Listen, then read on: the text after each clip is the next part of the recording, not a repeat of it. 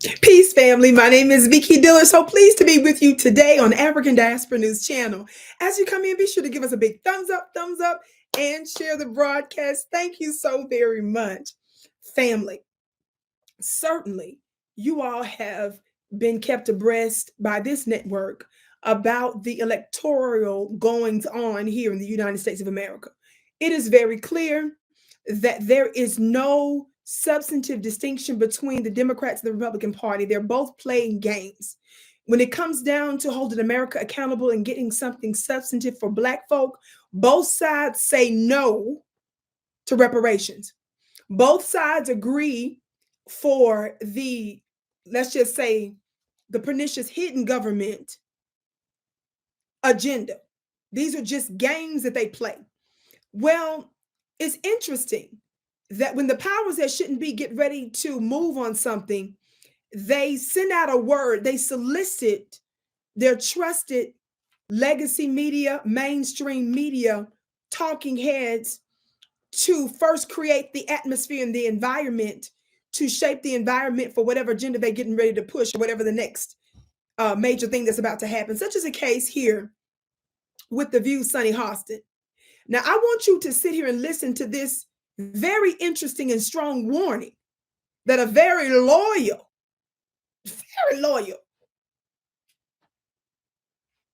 shucker and jiver for the Democratic Party, and certainly for Joe Biden and Kamala Harris. I want you to listen to what she says here in this clip. Percent of African Americans voted for Biden and will continue to vote for Biden if Kamala is his running mate. I would be very careful, President Biden, about getting rid of Kamala Harris, because we will not support you. Wait. Did y'all hear that? How is it that the very people that are the most loyal Democrat shills for the very anti-Black Joe Biden and Democratic Party, when they can't get their way on something, then they turn around and claim they're not going to vote for them? Now, remember when we were saying, if you don't give reparations for Black Americans, because we see all that you're doing for white Afghans, we see all that you're doing for Ukraine, we see all that you're doing for legal immigrants, we see all that you're doing for illegal immigrants, we see what you're doing for the oppressive class in all spheres, then they come for us. But when they get upset about their symbols staying in place, then they're offended. Joe Biden and the Democrat Party have not agreed to do anything substantive for Black Americans.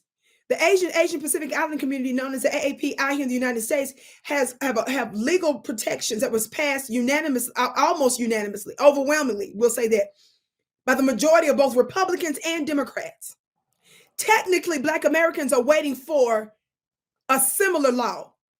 After hundreds of years, even before America was formally America, we were sitting here dealing with anti-Black oppression, and we have not received substantive legislation that technically the AAPI community already has. So Sunny sits here and says, warns Joe Biden, threatens him, that you will, quote, lose the Black vote, including hers, if he replaced Vice President Kamala Harris on the 2024 ticket. Let me tell you something. This is the reason we can have no respect for the likes of the Sunny Hostins, because if Joe Biden picked another vice president, she's not going to vote for him. But if he doesn't give any substantive reparations for Black folks, she's okay with that. Do you see why we don't care nothing? These are just tricks. What do we care for another symbolic Black face in a high place? What does that do for Black folks substantively? Absolutely nothing if they're not pushing for substantive legislation. But I wanted to bring up something because I'm talking about the real reason she warned him. Why am I saying the real reason? Because a lot of folks have been talking about this online, and they've been talking about this in mass media. So many people are saying, well, there's no indication that he's going to do this. So why is it that it seems that Sunny Hostin out of nowhere is bringing this up? Let me tell you something. Based on information and belief, I strongly believe, based on previous patterns of how your Democrat political parties and fraternities and sororities do things, I believe that the public is not aware of the secret counsel that he's been receiving about replacing Kamala Harris. But that doesn't mean that Kamala Harris doesn't hear the whisperings and is concerned about being threatened or removed off the ticket. You all know that they share a sisterhood with these sororities. Kamala Harris in particular, Sunny Hostin in particular. Don't think it to be out of the question. Don't you dare think for 1 second that it's unlikely that Sunny received a phone call from the Kamala Harris camp to put a little bug in her ear to see this out there as a preemptive act to prevent Joe Biden and his team from seriously considering replacing her.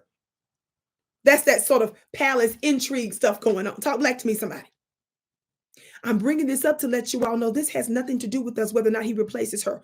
Black folks have got to get off of this nothing burger, superficial madness. We had a whole black president of the United States, Barack Hussein Obama, who did nothing for us. So we're absolutely unimpressed by blackface as a VP. Family, it is time for us to activate our power, even though we're outside of the establishment, even though we're outside of the system. And that's exactly what I intend to do myself, along with Mystic Rod Hayes. He is a globally respected divine mystic. We're going to be discussing the actual origins of the high-level magic that the Vatican Church ended up taking actually came from Black prophetesses, Black high priestesses. Did you know that?